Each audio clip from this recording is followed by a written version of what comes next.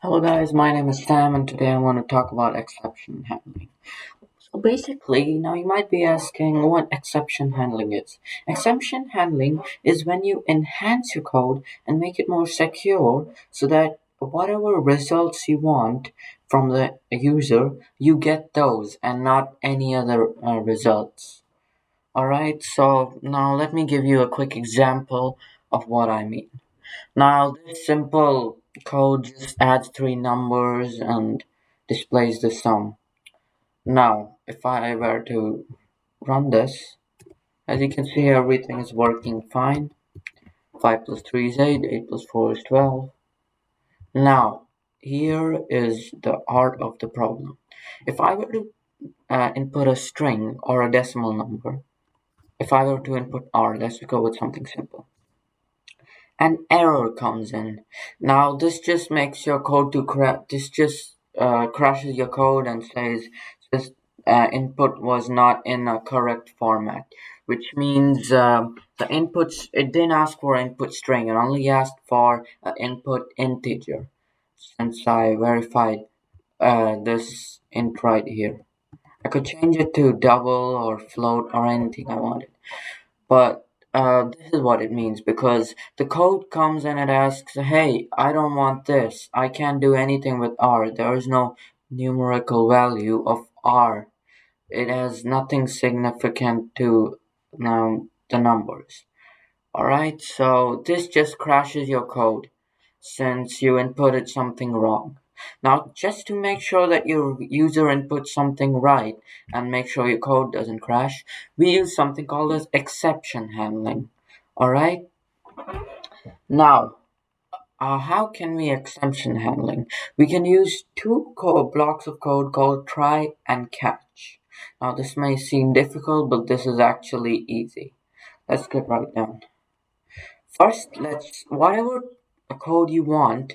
Just you may think might be vulnerable. You input it into the try one. Let's do that right now. And of course, you need the braces and just done. Now, every vulnerable code would go into this.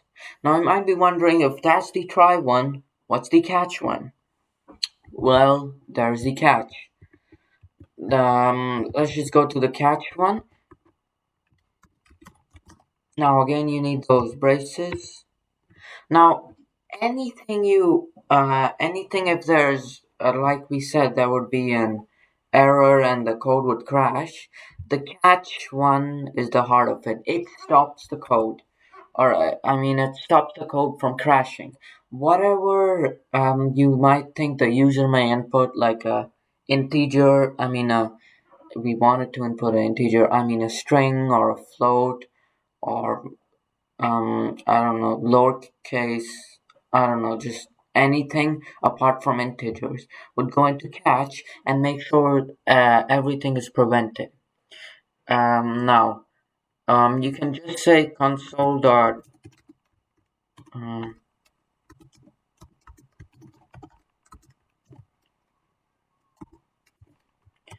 Now, this would just be a string, a simple basic one. Now, suppose if I were to input a string or anything else, what do you think might happen?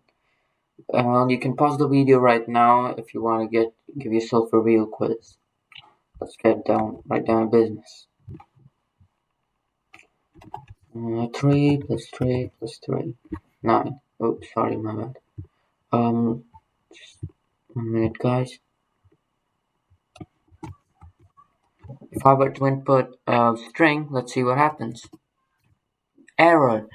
So what it did was it caught the exception. And handled it. Alright, that's what exception handling is called. It caught the exception, and when it caught it, I told the code to catch the exception, and if it does, just print this. Just print this. Just print the error. Alright? Now, the user may not know what happened wrong. Maybe he did something else. Now, this seems very clear. But if it was something really complicated, like some algorithm or something, user may not know what happened. All right. What you could do is you could print the message that the machine usually prints when there's an error. Now let's just see what happened. What it prints. Okay. Just 1 minute, guys. Yeah, this is the error. This is the error that happens. Um, 1 minute. I may I may need to see what error has occurred.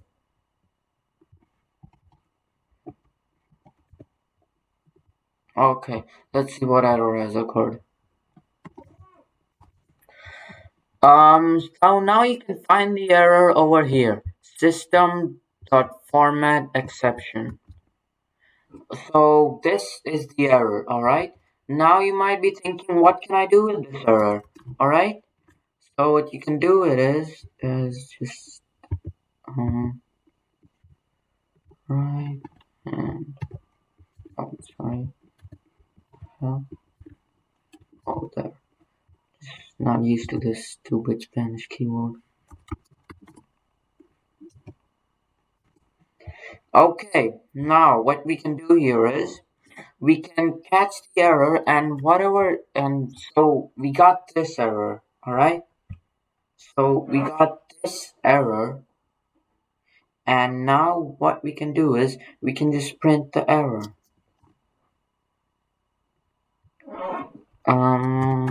Let us just print the error now, and we're storing it. I'll explain it to you more once we print it. Now what the code might be is you just have to say the E, the name where you stored it, dot message. Now message should be capital, M should be capital, and then just make sure that happens. And so now the exception of an input, I mean a string entering into an input is being handled over here. It's being handled on line 26. Alright, let's just run this, see what happens. If I say 3 and then R, input string was not in a correct format. That would usually come once you do this, but then again there's an entire line of code and garbage, but this just literally prints the message, nothing else, alright? Now what it does is it catches it, so now every little message has its own unique code right here, alright? Which is stored in a class, alright? Which was quite confusing, but we'll talk about that later on. So now this is the code, and we're storing it in E, and in order to print it, we just say E.message. Alright? That's what we can do. Now, I'm sure you understand everything. Now, let's just run this. Now, if you were to run this again, the code would not crash, would it? Let's just run it. Now, as you can see, it is not crashing. It handled the exception. All right. Now you can keep on creating more system.format exceptions. Let me just show you an example of literally everything that would all the exceptions. Exceptions list C hash. These are all the exceptions list. These are all the exception lists. Access violate exceptions. If it ends in exception, that means it's an exception. Alright, application exception. There are many going on. There's a divide by zero exception, right? You can divide by zero. Format exception. Index out of range. You may get that a lot. Invalid program. Invalid time zone exception. Method access goes on and on and on and on. Since there is literally a lot of exceptions, the user can type anything that you may not know. Alright? So that's why they've created all these exceptions to handle all these problems. It just goes on. Alright? File not found. And yeah, It ends at pipe exceptions. All you literally need to do is list of exception classes and you literally need to type that. Alright, so hopefully you get this video. I know what I'm saying isn't quite clear, but I'm sure the examples would have helped hopefully. If it didn't, I'm sorry. Go look at another tutorial and make sure to subscribe, like, and comment. And I'll see you guys in another video. Thank you.